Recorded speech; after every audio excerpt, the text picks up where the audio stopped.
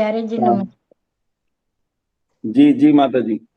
हाँ, अगले 10-30 तक, मतलब 20 से 30 तक की रिकॉर्डिंग अगर भेज दें तो थोड़ा हमें पढ़ने में आसानी होगी, याद करने में। ठीक है, बहुत धीरे बहुत तेज नहीं रुचिका।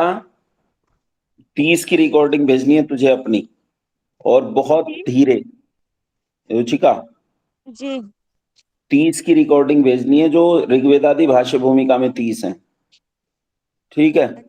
जी तेरे ठीक है। पास तेरे पास है ऋग्वेदादि भाष्य भूमिका? नहीं है तो इसने भेज रखे हैं हेमा ने। ठीक है। जी हाँ, केवल एक वो ही ऐसे सूत्र की या फिर 30 तक पूरे? 30 तक हेमा भेज देगी तुझे, कौन कौन से 30 भेजने हैं। ठीक है। जी और उन ठीक। 30 की, और बहुत तेज नहीं, इकट्ठा पढ़ना है लेकिन तेज नहीं, धीरे से, ताकि दूसरा समझ सके। ठीक है। छात्र की तरह आचार्य नहीं जी, पढ़ना। रुचिका तक भेजेगी ही, लेकिन आप भी कृपया भेज दीजिएगा। चलो दोनों भेज देंगे बाप बेटी। ठीक है। अच्छा चलो आगे। माँ कहाँ तक हो गया था, आगे पढ़ो। प्रच्छर्दन कौन सा पेज विधारणाभ्याम। नंबर है जी?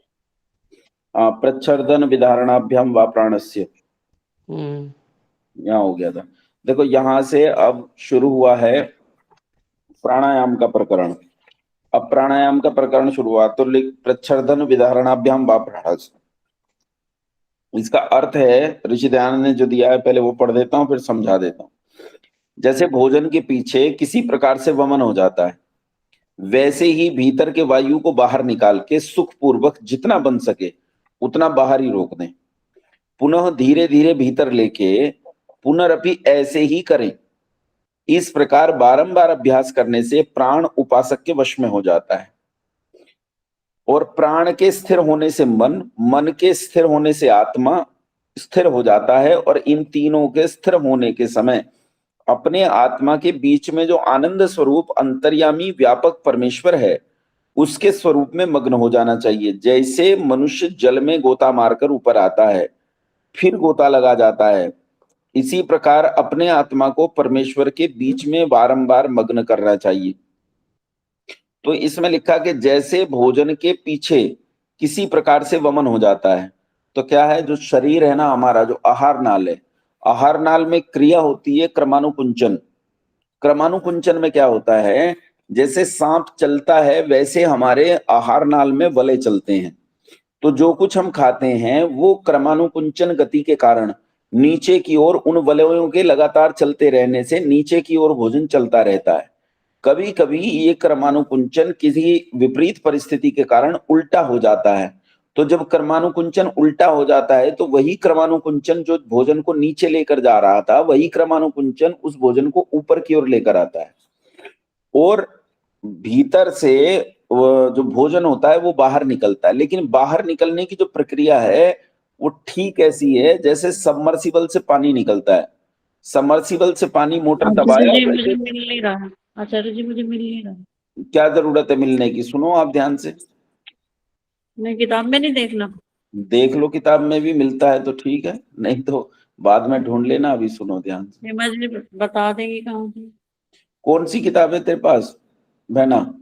कविता? 23 नंबर का सूत्र है। नहीं, सूत्र बता दो कोई पढ़ के। सूत्र अच्छा, 23 नंबर है। 23। प्रच्छर्दन 23वां सूत्र। विधारणाभ्याम। नहीं, क्लेश कर्म विपाक वाले से आगे, ईश्वर सिद्धे से आगे फिर। उससे तेईस आगे जा। नंबर सूत्र देखो ना आप पीडीएफ में। सूत्र नंबर 23। पेज नंबर कितना है जी? अच्छा, नहीं, सूत्र में से पढ़ा रहे हैं क्या आचार्य जी? हाँ, ठीक है। पेज नंबर नहीं पता चल सकता, पेज सबकी पुस्तकें अलग अलग हैं। आप 23वां सूत्र देखो, प्रच्छर्दन विधारणाभ्याम वा प्राणस्य। ठीक है आचार्य जी। लाल वाली पुस्तक का 138 है। हाँ, लाल वाली पुस्तक का 138 है, छोटे वाली पुस्तक का 211 है। का जी। चलिए अब ध्यान से सुनो। जैसे वमन से, जैसे सबमर्सिबल से पानी बाहर आता है उसी तरह वमन भी बाहर आता है, यानी वमन को रोक नहीं सकते किसी प्रकार, उसका आवेग बहुत होता है। तो जैसे वो आवेग से आता है वैसे ही क्या करना चाहिए, प्राण, ये जो वायु है, वायु को भीतर भर लें, भीतर भरकर फिर इसके बाद जैसे वमन निकलता है वैसे ही इसे बाहर निकाल दें। वमन निकलने का मतलब है, वमन जब होता है, उल्टी जब होती है, तो भीतर एक बूंद भी बचने नहीं पाता है। उसी तरह वमन का मतलब ये नहीं कि वमन जैसी आवाज भी निकालनी है। वमन का मतलब है कि अंदर वायु नहीं छोड़ना है, वायु को सारे को बाहर निकालना है, और बाहर निकाल के उसे रोक देना है। प्रच्छर्दन विधारणाभ्याम, तो विधारणाभ्याम मतलब विधारण करना है, उसे निकालना है। वा प्राणस्य, उसे निकालना है, प्रच्छर्दन करना है, और फिर धारण करना है, फिर धारण करना है, भीतर धारण करके फिर रोकना है। यानी बाहर रोकना है और भीतर रोकना है, ये दो काम करने हैं। तो बाहर निकाल के सुख पूर्वक जितना बन सके उतना बाहर रोक दें, पुनः धीरे धीरे भीतर लेके पुनरअपि ऐसे ही करें, यानी भीतर लेके भी रोकना है और बाहर छोड़ के भी रोकना है। तो बाहर जब रोका तो ये एक प्राणायाम हुआ, और भीतर जब रोका ये तो ये दूसरा प्राणायाम हुआ। आगे बताएंगे कि प्राणायाम कितने और कैसे करने हैं, अभी तो केवल क्रिया बता रहे हैं। बाहर निकालना, बाहर रोकना, ये एक प्रकार का प्राणायाम है। भीतर भरना, भीतर रोकना, ये दूसरी प्रकार का प्राणायाम है। और इस प्रकार बार बार अभ्यास करने से, बार बार इसका अभ्यास करते जाते हैं इस प्राण का, तो जब बार बार अभ्यास करते हैं तो उस अभ्यास से क्या होता है, हमारा प्राण स्थिर हो जाता है। और जब प्राण स्थिर हो जाता है ना, प्राण सध जाता है, तो प्राण के सध जाने से मन भी सध जाता है, मन नियंत्रण में आ जाता है। और जब मन नियंत्रण में आ जाता है, मन सध जाता है, तो फिर आत्मा भी अपने वास्तविक स्वरूप में लौटने लगता है। और जब वास्तव मतलब अविवेक को छोड़ देता है, तो जब अविवेक छूटने लगता है तो आत्मा के भीतर सर्वांतरयामी सर्वव्यापक परमात्मा जो सब जगह है, वो आत्मा के भीतर भी है। और आत्मा के भीतर होने से वो आत्मा उसका स्मरण, उसे उसके आनंद को अनुभव करने लगता है। अपने भीतर जो परमात्मा है उसके, उसमें स्वयं को स्थिर और मग्न करने लगता है। और कैसे मग्न करता है कि लगातार उसमें डूबा नहीं रह जाता, वो बार बार छोड़ के बाहर भी आएगा। तो वो उसमें जैसे गोताखोर गोता लगाता है और बाहर आ जाता है, गोता लगाता है और बाहर आ जाता है, इसे वो परमात्मा के ध्यान में मग्न होता है, डूबता है और बाहर निकलता है, डूबता है और बाहर निकलता है। तो कहते हैं यदि बाहर निकल भी आए तो इस अभ्यास को बार बार करते रहें, बार बार करते रहें, ये करते रहना। तो ये प्राणायाम का तरीका है। इसे और एक बार समझ लें। शायद मैंने आपको पहले कहानी सुनाई होगी, मेरी माँ एक कहानी सुनाती थी रामायण की। तो रामायण की कहानी इस तरह सुनाती थी कि राम एक पुरुष है और उसका आत्मा है सीता, और उस सीता का अपहरण हो गया है। पता नहीं किसने अपहरण कर लिया है। हुआ ये था कि राम पर अविवेक के बादल छाए और वो सीता को विस्मृत कर बैठे, कहीं इधर उधर मृगों के पीछे घूमने लगे। अब इधर उधर संसार के जो विषय हैं, इन मृगों के पीछे घूमते रहने से उनके आत्मा का लोप सा हो गया, आत्मा छिप सा गया, आत्मा का किसी ने अपहरण कर लिया। फिर राम वापस लौटे तो उन्हें बहुत दुख हुआ कि आत्मा मिल नहीं रहा है। जब आत्मा की स्मृति नहीं रहती, जब आदमी अपने आत्मा में उपस्थित नहीं रहता, तो फिर वो रोता है, उसे दुख होता है कि मैं आत्मा को स्मृत नहीं कर पा रहा हूं, आत्मा को प्राप्त नहीं कर पा रहा हूं, या आत्मा में स्थित नहीं हूं। सारी बातें एक ही हैं। और जब वो आत्मा में स्थित नहीं होता है तो ऐसे में वो बहुत रोता है। तब उसकी सहायता केवल एक ही कर सकता है, वो है प्राण। तो रामायण में वहां पवन पुत्र का है, पवन वायु को ही कहते हैं। तो पवन पुत्र ही पता लगा सकता है, प्राण पता लगा सकता है। तो प्राण क्या करता है, प्रच्छर्दन निकलता है वमनवत, अब बड़ी तेज 100 कोस दूर चला जाता है, यूं जाता है वमनवत। और जब वमनवत गया और बार बार इस अभ्यास को किया, इधर उधर भटकते रहे, किया अभ्यास को, राम ने आदेश दिया कि प्रच्छर्दन विधारणाभ्याम वा प्राणस्य, प्रच्छर्दन विधारणाभ्याम, प्रच्छर्दन विधारणाभ्याम, जाओ आओ जाओ आओ, ढूंढो ढूंढो ढूंढो ढूंढो। और जब वो ढूंढने लगा तो उसने ढूंढ लिया कि सीता तो बिल्कुल ऐसी जगह है जहां शोक नहीं है, अशोक वाटिका में है। और जो 5 यम और 5 नियम होते हैं, उनके जो उल्टे हैं, अवगुण हैं, यानी जो ये होते हैं ना, यम नियम वो तत्रा हिंसा सत्यास्तेय ब्रह्मचर्या परिग्रहा यमः। तो जो 5 यम होते हैं और 5 नियम होते हैं, 5 तो यम होते हैं और 5 नियम होते हैं, शौच संतोष तपः स्वाध्यायेश्वर प्रणिधानानि नियमाः। तो ये जो 5 होते हैं, इनसे, ये जो 10 होते हैं, इनसे उल्टे जो अवगुण हैं, ऐसे 10 सिर वाले किसी सत्ता ने आत्मा को एक अशोक वाटिका में छिपा रखा है। तब क्या करना पड़ेगा? तो कहा यम और नियम का अभ्यास करके 10 सिर वाले अवगुणों को मारना पड़ेगा, 10 सिर वाली अवगुणी सत्ता को मारना पड़ेगा। जब वह सत्ता मर जाएगी तो उसके मरने के बाद सीता प्राप्त हो जाएगा, बस घी दीपक जलाओ, फिर मोक्ष हो जाएगा। तो ऐसे हमें भी प्रयास करना पड़ेगा कि आत्मा कहाँ खो गया है और आत्मा को प्राप्त करना है। हम इस शरीर को आत्मा मानते हैं, हम में से प्रत्येक इस शरीर को आत्मा मानता है, और इस शरीर से स्वयं को अलग करना बहुत मुश्किल काम है। पद्मा माता जी मानती हैं कि मैं पद्मा हूं, और वो उस आत्म तत्व को स्वीकार नहीं करती हैं, अपितु उन्हें पता है कि मैं एक पुत्र की माँ हूं, मैं पुत्रियों की माँ हूं, ये मेरे पति हैं। अब पति का संबंध उस शरीर के साथ है, आत्मा के साथ नहीं है। हम उस आत्मा तक नहीं महसूस करते हैं, हम केवल शरीर तक महसूस करते हैं। रुचिका केवल रुचिका तक महसूस करती है कि मैं रुचिका हूं। अब रुचिका साड़ी बांध के देखती है कि मुझे साड़ी कैसी लगती है, कुर्ता पहन के देखती है कि कुर्ता कैसा लगता है, कभी बाल धो लिए, कभी बाल सूखे रखे, ये मेरे पिताजी हैं, ये मेरे भाई जी हैं। तो वो सब संबंध ये शरीर के साथ हैं। हेमा स्नेह करती है, कोई जरा सा कुछ कह दे, किसी ने योगेश को कुछ कह दिया तो हेमा रोने बैठ जाएगी। तो ये क्या है? ये संबंध हमारा ऊपरी तौर का संबंध है। हम उसे भीतर तक महसूस करना शुरू करेंगे तो फिर ये शारीरिक दुख होने बंद हो जाएंगे। इन्हीं शारीरिक संबंधों से मानसिक दुख उत्पन्न होते हैं, और उन मानसिक दुखों में फंसा हुआ व्यक्ति वैसे ही रोता है जैसे श्री राम सीता के खो जाने पर दुखी होकर रोते हैं। कहते हैं, हे खग मृग हे मधुकर श्रेणी, तुम देखी सीता मृग नयनी। वो ढूंढते हैं कि मेरा आत्मा कहाँ खो गया, आत्मा नहीं मिल रहा है। तो ये तब होता है जब, अच्छा वो भी स्थिति बहुत अच्छी है कि वो आत्मा को ढूंढ रहा है। अपन तो उस स्थिति में है कि आत्मा को ढूंढ ही नहीं रहे। अभी हमें आत्मा के खो जाने का दुख भी नहीं है। हम जिस जगह हैं, हमें आत्मा के खो जाने का कोई दुख नहीं है। हम तो मजे में हैं, हमें तो लड्डू में मजा आ रहा है, पोहे में मजा आ रहा है, आलू के पराठों में मजा आ रहा है। हम तो यहाँ इस मजे में, और इसके खो जाने से दुख हो जाता है। पराठा मिल गया तो सुख, पराठा गया तो दुख। हम तो इसी सुख दुख में डोल रहे हैं। हम तो उस स्थिति में भी नहीं है। अभी इससे अगली स्थिति आएगी कि जब हमें आत्मा के आत्म विस्मृति का दुख होगा, कि आत्म विस्मृति हो रही है। जब व्यक्ति यहां तक पहुंचे तो ये साधक की एक अलग प्रकार की स्थिति है। तब मानो कि वो आगे बढ़ रहा, तो आगे बढ़ने का प्रयास करना है, और उसके लिए सबसे बड़ा सहारा वो जो आता है वो प्राण आता है ना। अब प्राण के बाद आता है कि हमें करना क्या है। तो कहा भाई विवेक ख्याति करनी है। क्या करनी है?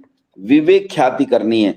विवेक ख्याति क्या है? विवेक ख्याति है कि अविद्या आदि दोष जो है वो नष्ट हो जाए, ज्ञान का प्रकाश हो जाए, इसे विवेक ख्याति कहते हैं। विवेक ख्याति होते ही मोक्ष हो जाता है। योगांगानुष्ठाना दशा शुद्धिक्षये ज्ञान दीप्तिरा विवेक ख्याते। विवेक ख्याति हो जाने से मोक्ष की प्राप्ति हो जाती है। ज्ञान दीप्ति से विवेक ख्याति, और विवेक ख्याति से मुक्ति।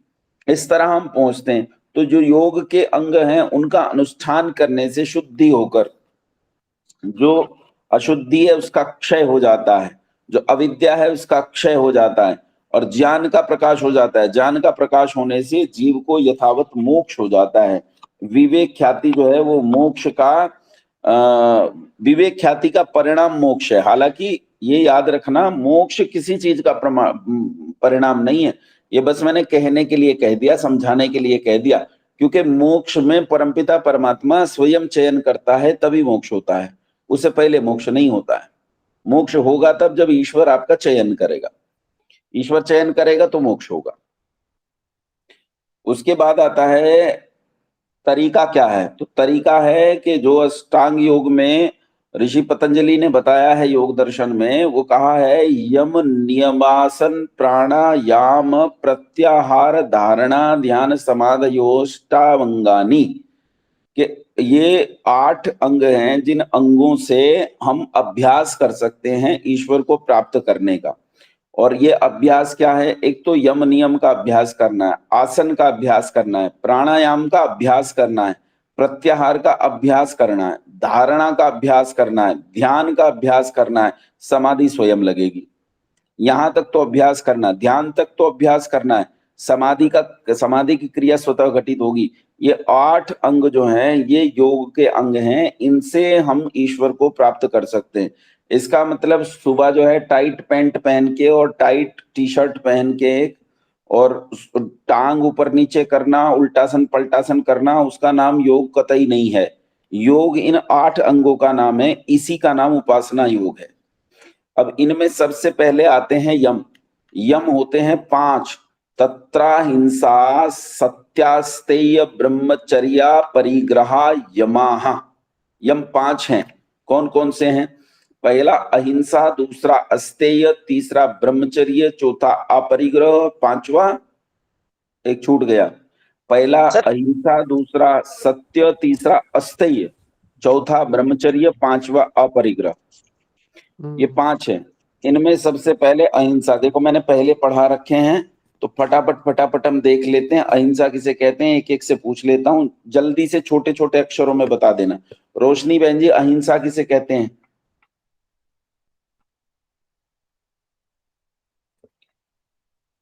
बहना रोशनी, वो शायद नहीं है। चलो हेमा बता, अहिंसा किसे कहते हैं?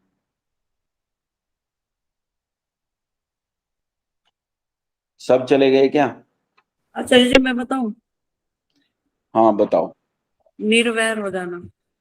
हाँ, निर्वैर हो जाना। अहिंसा का हाँ जी आचार्य जी, वो ऑन नहीं हो रहा था काफी देर से ना। कोई बात नहीं, अब बता दो।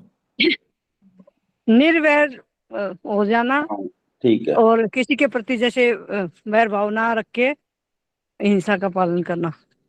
ठीक है, निर्वैर हो जाना। निर्वैर होने का मतलब है कि हमें किसी से बैर नहीं है।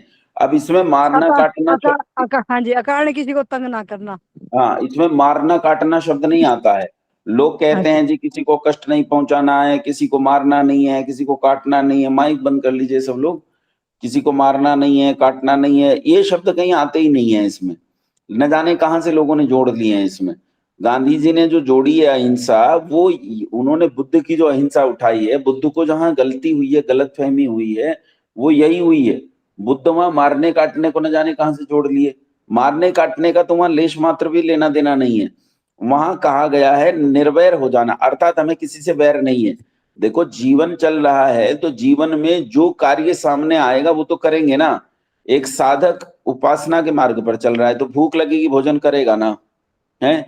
लज्जा लगेगी वस्त्र पहनेगा ना, संसार के कर्तव्यों के लिए पहनेगा, संसार के कार्यों को वो कर्तव्यों की तरह करेगा ना। तो इसीलिए जहां कहीं उसे लगेगा कि आवश्यकता है किसी को दंडित करने की तो दंड भी देगा, लेकिन वो निर्वैर होके करेगा। वैसे इसमें एक चीज बताऊं, इसमें 2 जगह हम बांट देते हैं संसार को। एक तो आ जाता है हमारे और आपके जैसे गृहस्थ लोग। ये जो गृहस्थ लोग हैं, गृहस्थों को उपासना में ये चीज समझनी चाहिए कि हमारा काम तो संसार के सारे काम हमारे चल रहे हैं, और जब चल रहे हैं तो हमें किसी को पनिश भी करना पड़ेगा। बच्चों को ही पनिश करना पड़ जाता है, पढ़ाते हैं तो उन्हें पनिश करते हैं, तो और कोई गलती करेगा तो भी पनिश करेंगे, तो हमें पनिश करना पड़ेगा किसी ना किसी को। पनिश करते हैं, अहिंसा करते हैं, तो बस ये ध्यान रखें कि अकारण किसी को दंडित न करें, अकारण किसी को दुख न दें, अकारण किसी को कष्ट न पहुंचाएं। ये गृहस्थों के लिए है। बाकी साधकों की दशा तो वही आ जाती है कि साधक संसार में किसी से बैर नहीं रखता है, और वो हिंसा को किसी सूरत में उसके तो मतलब किसी क्रिया में भी हिंसा नहीं आती है, वे किसी को दुख नहीं पहुंचाता। लेकिन हमें अपने जीवन में गृहस्थ में रहते हुए भी इसे धारण करना चाहिए। अभी मैं एक जगह गया था, वो जो आयोजक थे, वो आयोजक जो कार्यक्रम करवा रहे थे, इतना भोला व्यक्ति कि मैंने अपने जीवन में इतने भोले व्यक्ति कम देखे। और वहां 1-2 उपदेशक ऐसे आए हुए थे जिन्हें ये हो गया, अरे मुझसे पहले भोजन नहीं पूछा, या मुझे पहले बिठा दिया यहाँ बोलने के लिए, मैं तो बड़ा आदमी हूं, मुझे बाद में बोलना था, या मुझे समय कम दिया।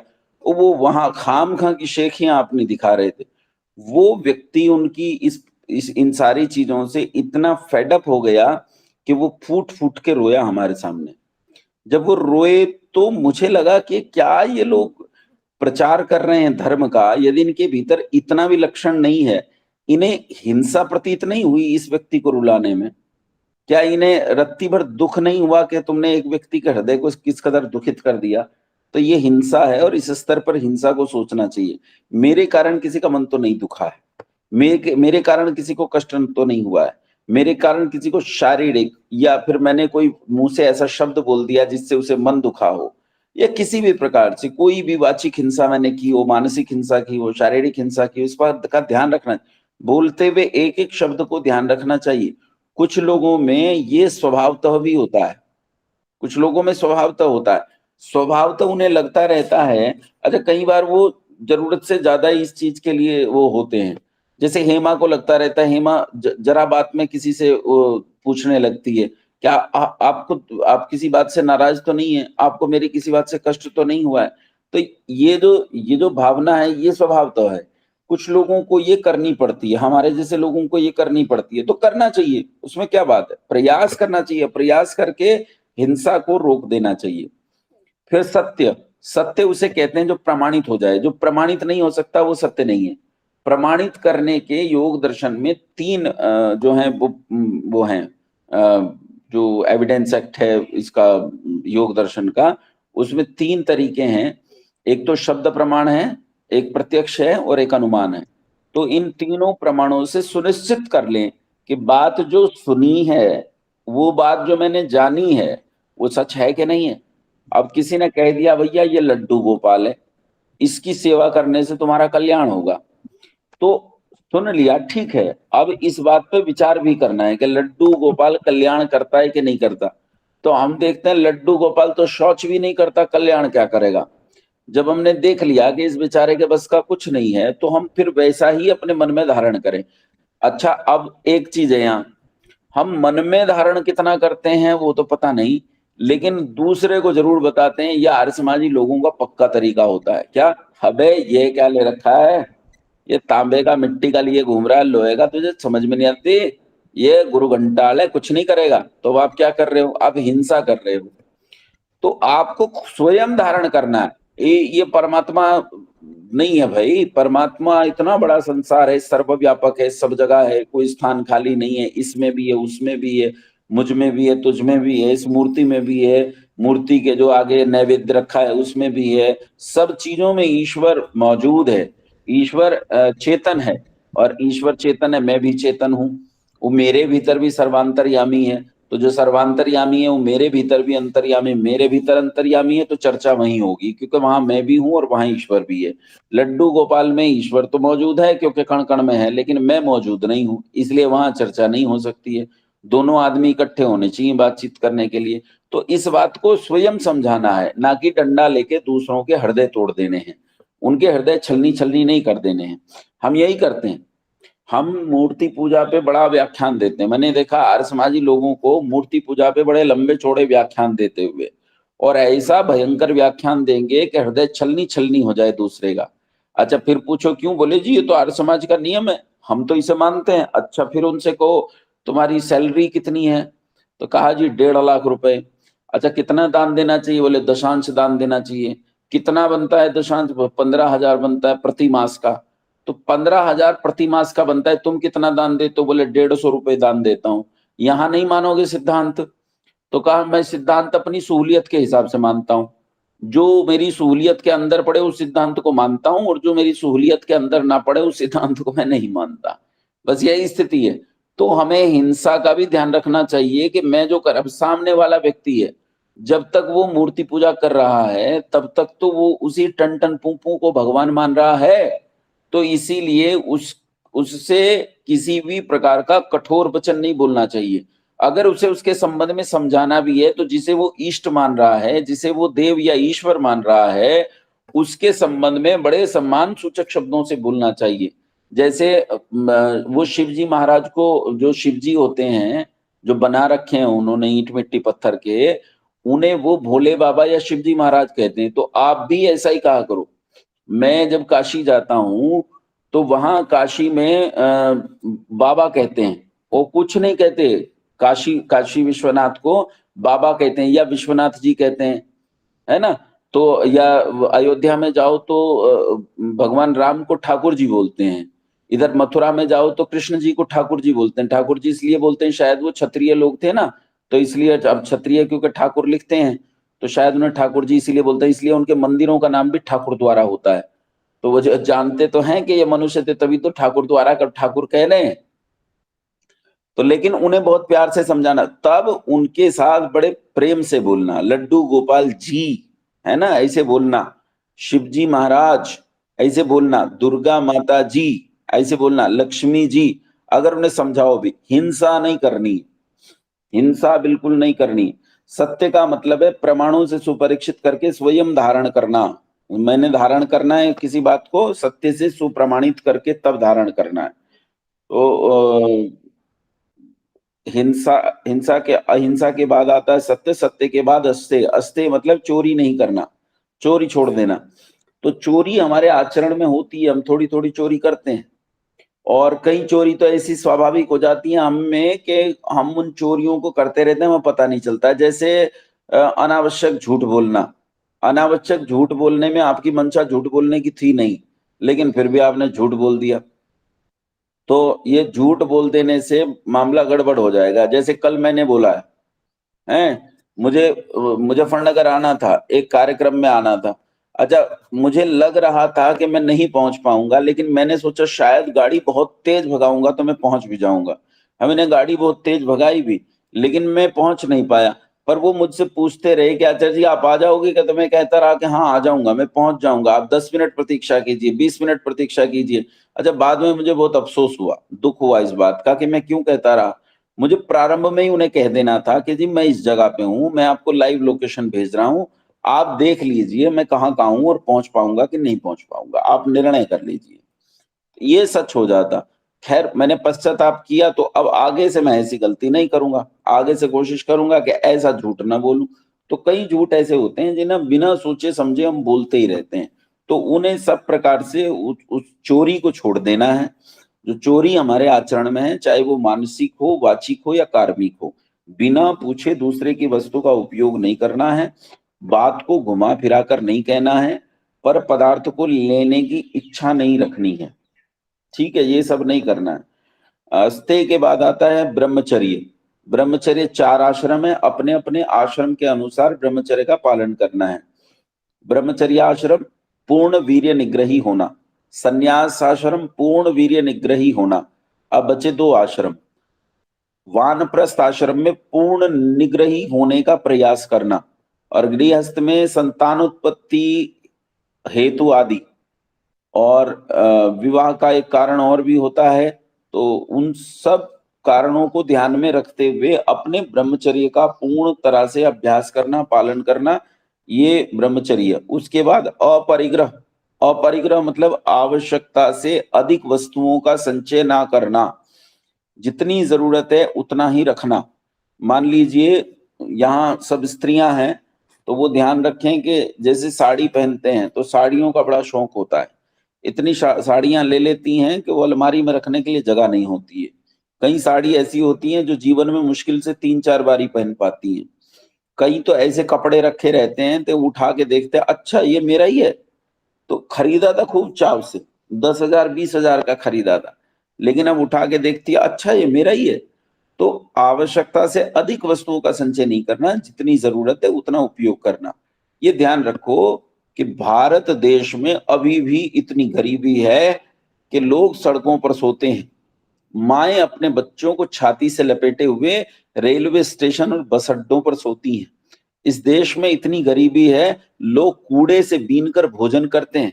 इसलिए यदि आप आवश्यकता से अधिक वस्तुओं का संचय करोगे, तो वो आवश्यकता से अधिक वस्तुओं का संचय करना आपको कतई, मानिए आप अपने देश के साथ देशद्रोह कर रहे हैं, वो ठीक नहीं। कई लोग होते हैं जो पर्यटन के नाम पर बेहद पैसा व्यर्थ खराब करते हैं। पर्यटन आपको करना है तो पर्यटन में भी सरलता हो सकती है, देशाटन जरूर करना चाहिए। आप देशाटन में जाएं तो लेकिन जितना खर्च हो न्यून से न्यून उतना खर्च करें। अब कई लोग होते हैं केवल वो 5 स्टार होटल में रुक रहे हैं या ऐसे कुछ काम कर रहे हैं और बहुत सारा पैसा यूं ही व्यय हो रहा है, वो नहीं करना है। अब देशाटन करना है, देशाटन में हमें क्या क्या करना है इस बात का ध्यान रखना है। अब कोई भी चीज हो उसमें हमें एक एक चीज का, अपरिग्रह में बहुत बड़े स्तर तक आपको सोचना है। अपरिग्रह में मैं क्या खाता हूँ, कई लोगों को खाने पीने का इतना शौक होता है कि आजकल एक शब्द चल पड़ा है फूडी, वो फूडी होते हैं, मतलब उन्हें इतनी तरह के फूड खाने हैं कि जिसका हिसाब नहीं है। और माता जी ध्यान देंगी मेरी, वो कई अपने बच्चों को खिलाने में इतनी मगन होती हैं कि वो YouTube पे ढूंढ ढूंढ के नए नए व्यंजन बनाएंगी और बना बना के उनका मन करता है कि बच्चे के अंदर उतार दे जितना चाहे, घी उतार दे बस इसके अंदर किसी तरह इसे ये खा ले बस। तो ये जो प्रवृत्ति है उसमें ये हमेशा ध्यान रखना चाहिए कि इस देश के करोड़ों बच्चे भूखे हैं, तो हम जितने से हमारा काम चल जाता है, सामान्य भोजन से हमारा काम चल जाता है, हम लोग सामान्य भोजन करें, उसमें थोड़ा स्वाद जितना ले सकते हैं और ले लीजिए, कोई दिक्कत नहीं है। हालांकि स्वाद आपको परेशान ही करेगा, स्वाद को बहुत ज्यादा लाभकारी वस्तु नहीं है स्वाद। अब जैसे बहुत सरलता से भी व्यंजन बन सकते हैं आजकल, जैसे आम आ रहा है तो आम का पन्ना, अब वो औषधि भी है, इस समय गर्मी को मारने वाली औषधि भी, और आपके लिए स्वादिष्ट भी हो जाएगा। लेकिन आजकल लोग पिज्जा खाते हैं, पिज्जा, अच्छा पिज्जा से शरीर में क्या होता है भाई, कुछ भी नहीं, न कोई लाभ है, औषधि भी नहीं है और गंदी चीज है। और कितने का आता है, अरे बाप रे। अभी मैंने एक कहानी पढ़ी, किसी ने कहीं लिख रखी थी कहानी कि सब्जी वाले के पास एक आदमी गया, बोला भैया भिंडी क्या भाव दी, उसने कहा जी 30 रुपया किलो दी। बोले अरे बेईमान हो रहे हो तुम, चोर हो, 30 रुपया किलो कहाँ बिकती है, वो तो 25 रुपया किलो दे रहा है, वो तो 20 रुपया किलो दे रहा। उसके साथ खूब बहस करी और बहस करके 5 रुपए बचा लिए, 25 रुपया किलो में 1 किलो भिंडी लेकर घर गया। घर जाते ही उसने ऑर्डर किया पिज्जा, पिज्जा वाला आया, आधे घंटे में पिज्जा लेकर बेल बजाई और पिज्जा लिया तो कहा कितने का है, उसने कहा साहब 540 रुपए का है। तो 600 रुपए निकाल कर उसे दिए और कहा कीप द चेंज, पैसा रखो तुम्हें बाकी बचा हुआ। 60 रुपया उस पर छोड़ दिया और सब्जी वाले से 5 रुपए जरूर बचा कर लाया। फिर बैठकर टीवी देखता है और देखता है टीवी पर के किसान धरने पर बैठे हैं कि हमारी फसल का पूरा दाम नहीं मिल रहा। तो वहां बैठकर कहता है ये सरकार भी बड़ी धूर्त और मक्कार है, देखो किसानों का कैसा शोषण कर रही है। अरे भले आदमी, तो किसान को 5 रुपए दे के नहीं आया है, तो उस दुकानदार को 5 रुपए सब्जी के दे के नहीं आया, पिज्जा वाले को तूने 60 रुपए बिना मांगे यूं ही मुफ्त में दे दिए हैं। और अब दोष सरकार को देता है कि सरकार किसान का शोषण कर रही, तू है असली शोषण करता तो किसान का। इसलिए अपरिग्रही होना है, आवश्यकता से अधिक वस्तुओं का संचय नहीं करना है। मुझे जितनी जरूरत है उतने में मेरा काम चलना चाहिए, इस साधना को करना है, इतना साधक होना है। अपने एक एक चीज में ध्यान रखना है, मेरा जीवन शैली, मेरे घर में क्या सामान है, मेरे लिए क्या काम है क्या नहीं है। तो कई लोग होते हैं जो अपनी चीजें भी बर्बाद कर देते हैं, अपनी चीजें भी देते रहते हैं। वो ऐसे होते हैं कि अपने लिए भी बचा कर नहीं रखते। तो जो अपने लिए भी बचा कर नहीं रखते, अब चाहे संतान के लिए कर दें, है ना, तो संतान के लिए इतना कर देते हैं कि संतान के पास चला गया बहुत सारा पैसा, तो संतान के पास बहुत सारा पैसा चला गया और अपने लिए ही नहीं बचाया कुछ भी, और ये सब लुटा दिया, तो इससे भी नुकसान हो जाएगा। तो ना तो कंजूसी ही करनी है कि छिपा छिपा कर बचा बचा कर काम